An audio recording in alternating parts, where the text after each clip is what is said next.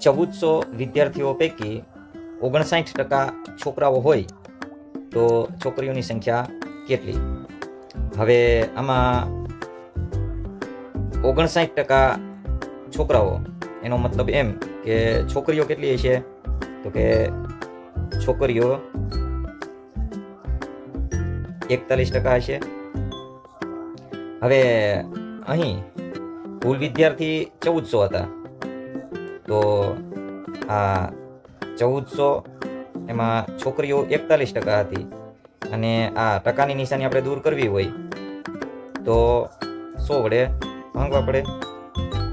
આ 2 મીંડાની સામે આ 2 મીંડા દૂર થઈ જશે, તો 14 ગુણ્યા 41 આ બંનેનો ગુણાકાર કરીએ તો 574, જે વિકલ્પ નંબર ડી સાચો જવાબ